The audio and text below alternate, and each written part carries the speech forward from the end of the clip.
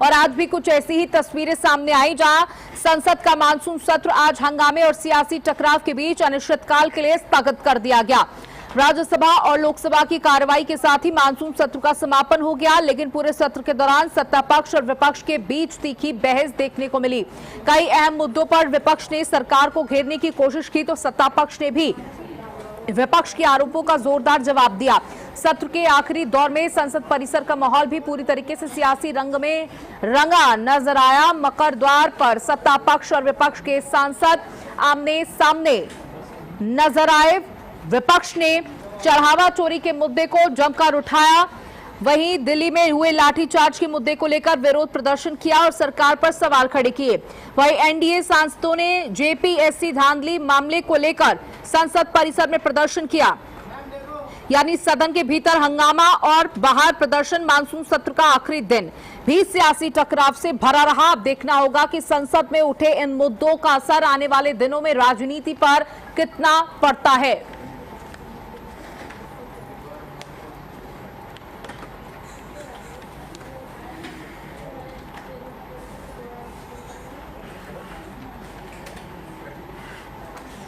तो देखिए, इस बार का पूरा मानसून सत्र हंगामे की भेंट चढ़ गया, जहां विपक्ष ने सवाल तो पूछे लेकिन जवाब नहीं सुने। सत्ता पक्ष का आरोप है कि हमें जवाब देने का मौका नहीं दिया गया और जनता से जुड़े हुए मुद्दों को नहीं रखने दिया गया और ना ही उस पर किसी तरीके की कोई बहस हुई। वहीं विपक्ष का कहना है कि राम मंदिर में जो चढ़ावा चोरी हुई उसका जवाब दिया जाए, उसको लेकर विरोध दर्ज किया गया। साथ ही दिल्ली के जंतर मंतर पर जो सीजेपी और छात्रों के द्वारा प्रोटेस्ट किया गया उसको लेकर के भी विरोध देखने को मिला। सड़कों पर जब छात्र उतरे तो उन पर लाठीचार्ज हुआ, उसके विरोध में प्रदर्शन किया गया था। विपक्ष का कहना है कि अमित शाह जवाब दे, हालांकि अमित शाह ने यह साफ तौर पर कहा कि मैं जवाब देने के लिए तैयार हूं, लेकिन विपक्ष हमारी जवाब को सुने। विपक्ष का साफ तौर पर कहना था कि अमित शाह इतने दिनों से सत्र से क्यों नदारद हैं, जवाब देने से क्यों कतरा रहे हैं। जो छात्रों पर लाठीचार्ज किया गया उसका जवाब कौन देगा, पैलेट गन के इस्तेमाल की इजाजत किसने दी, ये सारी बातों के जवाब विपक्ष लगातार मांगता हुआ नजर आया और लगातार हंगामा किया गया। स्पीकर ने कई बार अनुरोध किया कि सत्र को चलने दिया जाए, लेकिन विपक्ष की तरफ से लगातार हंगामा करते रहे। कई बार तो ऐसा हुआ कि विपक्ष अपनी कुर्सी से उठकर नीचे तक आ गया। कई बार ऐसा हुआ कि एक ही दिन में 2-2, 3-3 बार सदन को स्थगित करना पड़ा और अब सदन अनिश्चितकाल के लिए स्थगित कर दिया गया है। ये पूरा मानसून सत्र हंगामे की भेंट चढ़ता हुआ नजर आया है। तो बता दें, सियासत की मकसद ठप होती रही। बता दें कि संसद में कितना कामकाज हुआ इसकी भी आपको जानकारी दे दें। जहां रोजाना के हिसाब से 9 करोड़ रुपए खर्च होते हैं, प्रति घंटे 6 करोड़ रुपए। 19 बैठकें हुई, चर्चा सिर्फ एक बिल पर हो पाई और लोकसभा 17 घंटे चली। प्रति मिनट की अगर हम आंकलन करें तो 2.5 लाख रुपए हर मिनट इस सत्रों में खर्च किया जाता है, सत्रों में खर्च होता है। और अगर उस दौरान भी सही तरीके की चर्चा ना हो पाए तो आप समझ सकते हैं कितना नुकसान।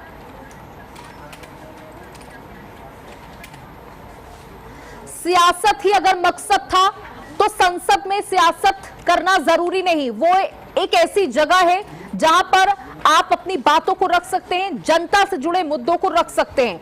लेकिन विपक्ष ने जिस तरीके का हंगामा काटा, विपक्ष ने मुद्दों को उठने नहीं दिया। कई जरूरी बिल पेश होने थे, बिल नहीं पेश हो पाए।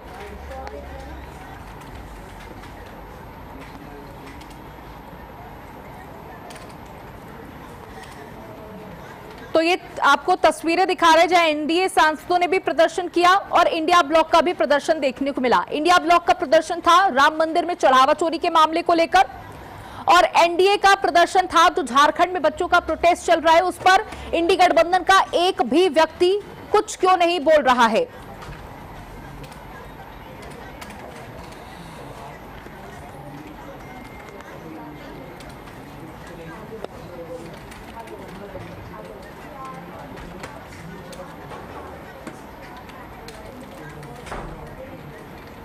तो तो देखिए, मानसून के सत्र के आखिरी दिन राज्यसभा में पक्ष और विपक्ष के बीच तीखी नोकझोंक हुई।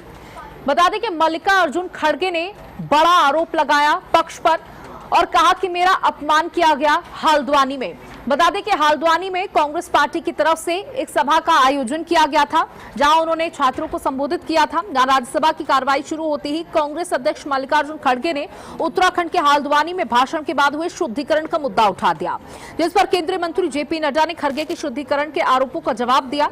मल्लिकार्जुन खड़गे ने कहा कि मैं हल्द्वानी में था, जहां मैंने रामलीला मैदान में एक जनसभा को संबोधित किया। वहां लाखों लोग मौजूद थे। उस समय मैंने किसी समुदाय या धर्म का नाम नहीं लिया, मैंने केवल सरकार से जुड़े मुद्दों को दोहराया। लेकिन जब मैं वहां से चला गया तो वहां भारतीय जनता पार्टी के कुछ लोगों ने शुद्धिकरण किया, हवन किया, पूजन किया। यह मेरा बहुत बड़ा अपमान है। सबसे पहले सुनिए मल्लिकार्जुन खड़गे ने क्या कुछ कहा और उसके जवाब में जेपी नड्डा ने किस तरीके से जवाब दिए। बड़े दुख के साथ कहना पड़ता है, मैं हल्द्वानी में पब्लिक स्पीच में रामलीला मैदान में रामलीला स्टेज पर भाषण किया और लाखों लोग वहां पर थे। उस वक्त मैंने किसी समाज का, किसी धर्म का नाम नहीं लिया, सिर्फ मैं लोगों के समस्याओं को वहां पर बताया। लेकिन मेरे स्पीच होने के बाद कल वो लोग, बीजेपी के लोग सब मिलके हवन करके उस स्टेज का शुद्धिकरण करने का काम किए। माननीय खड़गे जी ने कहा है, ये सच में बहुत ही दुखदाई विषय है और ये दुखदाई सिर्फ कांग्रेस पार्टी के लिए नहीं, ये दुखदाई हम सब के लिए है।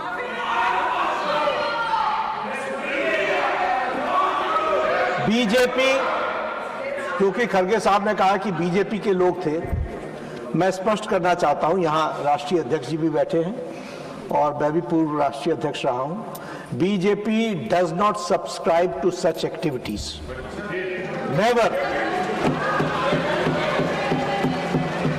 लेकिन आपने कहा है हम इसकी तहकीकात भी करेंगे, लेकिन मैं आपको विश्वास दिलाता हूं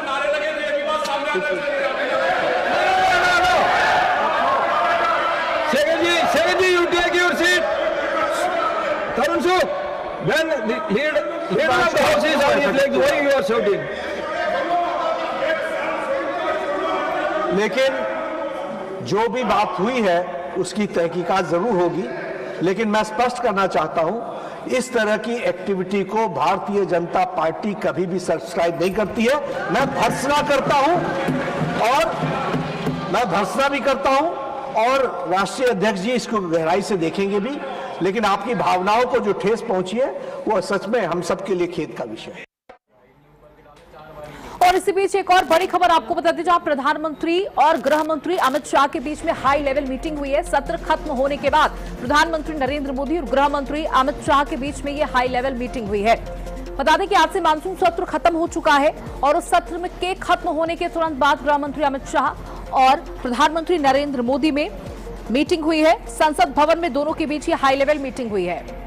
देखिए, जिस तरीके से इस पूरे सत्र के दौरान विपक्ष ने हंगामा काटा, एक भी जरूरी मुद्दे इस सत्र के दौरान नहीं उठाए जा पाए।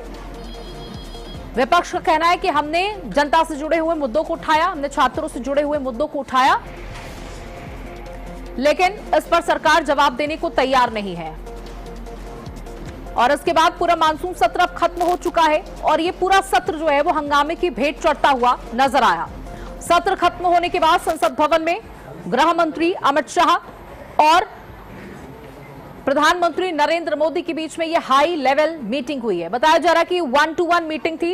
इस मीटिंग में सिर्फ गृह मंत्री अमित शाह और प्रधानमंत्री नरेंद्र मोदी ही मौजूद थे और सत्र खत्म होने के बाद यह मीटिंग मानी जा रही है कि विपक्ष का जो रवैया था, विपक्ष ने जिस तरीके से मुद्दों को उठाया, हंगामा किया, माना जा रहा है इन्हीं मुद्दों को लेकर के दोनों के बीच में यह मीटिंग हुई थी। और क्योंकि गृह मंत्री अमित शाह को लेकर विपक्ष लगातार सवाल उठा रहा था कि वो पूरे सत्र के दौरान नदारद क्यों रहे, क्या वो जवाब देने से कतरा रहे? हालांकि अमित शाह ने कहा कि आप समय तय कर लीजिए कि कितना समय आपको देना है, मैं उतने समय तक बोलने के लिए तैयार हूं, क्योंकि अब सदन में सत्र के दौरान जो कुछ हुआ, अब विपक्ष उन मुद्दों को जरूर जमीन पर भी उठाएगा। जब फील्ड पर जाएंगे लोगों के सामने इन मुद्दों को जरूर उठाया जाएगा। भारतीय जनता पार्टी या कह सकते हैं एनडीए इन मुद्दों को किस तरीके से उठाएगा वो भी देखना होगा। और हमारे साथ हमारी सहयोगी स्नेह कमल जुड़ चुके हैं। स्नेह कमल, देखिए मानसून सत्र खत्म हो चुका है और पूरा सत्र हंगामे की भेंट चढ़ता हुआ नजर आया। उसके बाद ये हाई लेवल मीटिंग प्रधानमंत्री और गृह मंत्री के बीच में।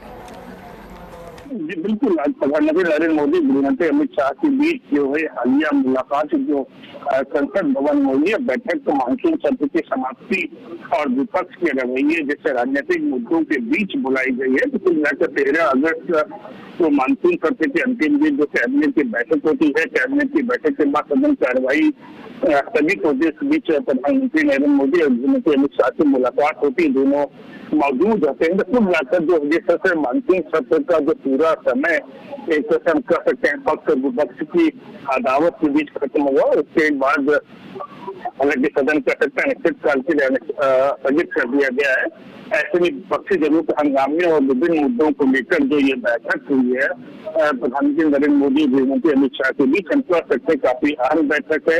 हालांकि हम कह सकते हैं इस बीच जिसे संसद में लगातार गतिरोध रहा और कभी भी कोई कार्यवाही सुचारू चल नहीं पाए, उस बीच आज की जो बैठक होती है अपने आप में काफी अहम मानी जा सकती है। क्योंकि अगर गृहमंत्री अमित शाह की बात करें, प्रधानमंत्री की बात करें, दोनों के बीच में चौथे बहुत ही पुराना एक दोस्ताना संबंध भी है और दोनों एक दूसरे के पूरक हैं।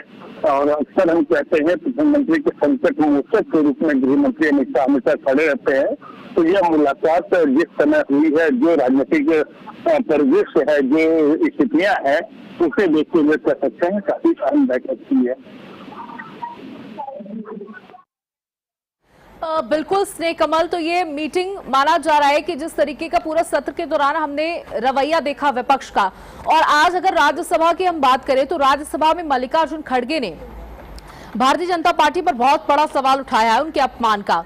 उसका हालांकि जवाब दिया जेपी नड्डा ने। जेपी नड्डा ने साफ तौर पर कहा कि हम इस तरीके की चीजों को बिल्कुल प्रोत्साहन नहीं देते, इस पर जांच भी होगी। अब कहीं न कहीं इस मुद्दे को भी कांग्रेस जमकर उठाएगी। जी बिल्कुल, कांग्रेस की अगर बात करें तो मानसून सत्र के शुरुआत के समय से चाहे छात्रों का मुद्दा रहा हो, चाहे दिल्ली में जैसे छात्रों पर जो है बल प्रयोग हुए है, पायलट गन चली हो, बिहार में छात्रों पर AK-47 से गोली चलाई गई हो, राम मंदिर में चंदा चोरी के मुद्दा रहा, उन तमाम मुद्दों को लेकर लगातार जो है कांग्रेस सत्ताधारी दल पर हमलावर रही है, सरकार पर हमलावर रही है। उसी बीच जिस तरह से जो है कांग्रेस के वरिष्ठ नेता मल्लिकार्जुन खड़गे की बात सामने रखता है। बहुत बहुत शुक्रिया हमारे साथ जुड़ने के लिए, तमाम जानकारियां साझा करने के लिए। वहीं अकाली दल के अध्यक्ष सुखबीर सिंह पर जानलेवा हमला हुआ है। इस वक्त की बड़ी खबर आपको दे दें, जहां अकाली दल के अध्यक्ष हैं सुखबीर सिंह, उन पर जानलेवा हमला किया गया है। महाराष्ट्र के नांदेड़ में सुखबीर सिंह बादल पर यह हमला हुआ है। सुखबीर सिंह बादल को अस्पताल में भर्ती किया गया है। महाराष्ट्र में नांदेड़ गुरुद्वारे के पास यह हमला हुआ है। ये बड़ी खबर, बड़ी जानकारी आपको दे रहे हैं। जो अकाली दल के अध्यक्ष हैं सुखबीर सिंह बादल, उन पर जानलेवा हमला किया गया है। महाराष्ट्र के नांदेड़ में गुरुद्वारे के पास ये हमला हुआ है। अभी हमले की जिम्मेदारी किसी के द्वारा नहीं ली गई है। हालांकि पुलिस जांच कर रही है कि किसके द्वारा ये हमला किया गया, वो हमलावर कौन थे। अकाली दल के अध्यक्ष सुखबीर सिंह पर जानलेवा हमला किया गया है।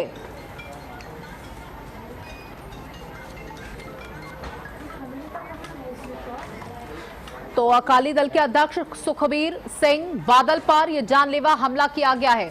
और जैसे ही हमला हुआ उसके बाद वहां पर स्थितियां आनन फानन में तब्दील हो गई। आप देख सकते हैं सुखबीर सिंह बादल के हाथों में चोट है।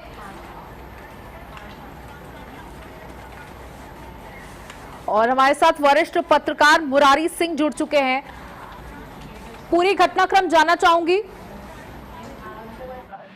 बिल्कुल महाराष्ट्र के नांदेड़ गुरुद्वारे की घटना है, जहां सुखबीर सिंह बादल पहुंचे थे अपने काफिले के साथ, लेकिन वहां पहले से मौजूद एक निहंग ने उनके ऊपर करताल से हमला कर दिया, जिसमें उनके हाथ में गंभीर चोट आई। इस बीच बचाव में एक पुलिसकर्मी भी है, वो जख्मी हुआ है और दोनों लोग को अस्पताल में एडमिट किया गया है। हालांकि डॉक्टरों का कहना है कि उनके हाथ में चोट लगी थी, इलाज चल रहा है, वो खतरे से बाहर है। घटनास्थल पर पहुंची पुलिस सीसीटीवी फुटेज और वो तमाम चीजों को इकट्ठा कर रही है। हमलावर गिरफ्तार हो चुका है, उससे पूछताछ की जा रही है। इस हमले के पीछे की वजह क्या थी, उसने क्यों हमला किया, क्या उसके साथ और भी लोग वहां पर मौजूद थे, ये तमाम चीजों की पुलिस जहां एक तरफ जांच कर रही है, वही दूसरी तरफ जो है उनका इलाज चल रहा है। महाराष्ट्र के मुख्यमंत्री देवेंद्र फडणवीस ने भी पुलिस से सारी जानकारी ली है। इस मामले की गहन जांच करने के लिए तुरंत एक टीम गठन करने के लिए भी देवेंद्र फडणवीस की तरफ से कहा गया है। जी, सुखबीर सिंह बादल पर हमला किया है, जैसे आपने कहा कि पुलिस ने इस पूरे मामले की पुष्टि की है, इस हमले की पुष्टि की है और अब आगे की जांच कर रही है। बिल्कुल, अभी तक जो सामने आया है, हमलावर गिरफ्तार हुआ है, उसे पुलिस थाने ले जाया गया है, उससे पूछताछ की जा रही है। ये जानने की कोशिश की जा रही है कि आखिर वो हमला क्यों किया, किसके कहने पे किया, क्या उसके साथ और कोई लोग थे और इसके पीछे की हमले की वजह क्या थी। और बड़ी बात यह है कि पुलिस की व्यवस्था थी, वहां पर लोग थे और गुरुद्वारे के पास इस तरीके की पूरी घटना को अंजाम दिया गया है। तो उसे लेकर महाराष्ट्र के मुख्यमंत्री और नांदेड़ के जो पुलिस कमिश्नर है, वो भी इस मामले की गंभीरता को देखते हुए जांच शुरू कर दिए हैं। जी, बहुत बहुत शुक्रिया हमारे साथ जुड़ने के लिए, तमाम जानकारियां साझा करने के लिए। और इसी बीच एक और बड़ी खबर आपको दे दें, जहां बसपा सुप्रीमो मायावती इस समय एक्टिव मोड में नजर आ रही हैं। विधानसभा चुनावों से पहले मायावती एक्टिव मोड में नजर आ रही हैं, जहां अनंत कुमार मिश्रा को पार्टी से बसपा सुप्रीमो के द्वारा निकाल दिया गया है, एक लंबा चौड़ा पोस्ट करते हुए और बाकी लोगों को चेतावनी देते हुए, क्योंकि चुनाव नजदीक है, उससे पहले अगर इस तरीके की गतिविधियों में कोई भी संलिप्त पाया गया तो पार्टी में उसके लिए कोई जगह नहीं है। देखिए, बता दें कि बसपा सुप्रीमो या बसपा अपने अनुशासन के लिए, अपने डिसिप्लिन के लिए हमेशा से जानी जाती रही है, अपने लॉ एंड ऑर्डर के लिए हमेशा से जानी जाती रही है और पार्टी विरोधी गतिविधियों के आरोप में इनका निष्कासन किया गया है। बीएसपी सरकार में स्वास्थ्य मंत्री थे अनंत मिश्रा, जिनको निष्कासित किया गया है पार्टी से।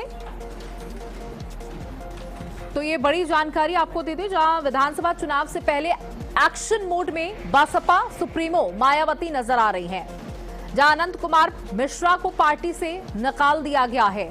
पार्टी विरोधी गतिविधियों के आरोप में निष्कासन किया गया है। बसपा सरकार में स्वास्थ्य मंत्री थे अनंत मिश्रा। और देखिए, उन सभी लोगों को चेतावनी भी दी है सुप्रीमो ने, मायावती ने, कि अगर इस तरीके की गतिविधियों में कोई भी संलिप्त पाया गया तो उस पर बड़ी कार्रवाई की जाएगी। तो उत्तर प्रदेश में बीएसपी सरकार में स्वास्थ्य मंत्री रहे अनंत कुमार मिश्रा उर्फ अंटू मिश्रा को पार्टी विरोधी गतिविधियों के चलते निकाल दिया गया है। वैसे भी अब जबकि खासकर उत्तर प्रदेश में चुनावी माहौल काफी गरमाया हुआ है, पार्टी के सभी स्तर के लोगों को विरोधियों के सभी प्रकार के साम दाम दंड भेद आदि हथकंडों से सावधान रहते हुए अपनी पूरी ईमानदारी व निष्ठा के साथ बीएसपी के अंबेडकरवादी मिशन को आगामी विधानसभा आम चुनावों में सफल बनाने में पूरे जी जान से लगे रहना है, यही संदेश व अपील भी है। तो ये पूरा ट्वीट बसपा सुप्रीमो मायावती का आपको दिखा रहे थे।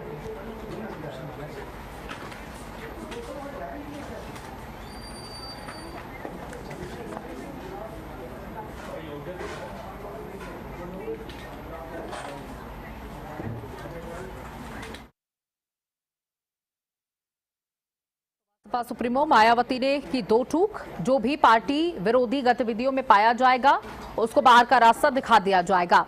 अब जरूरत है एक साथ होकर आम चुनावों में जमीन पर उतरने की।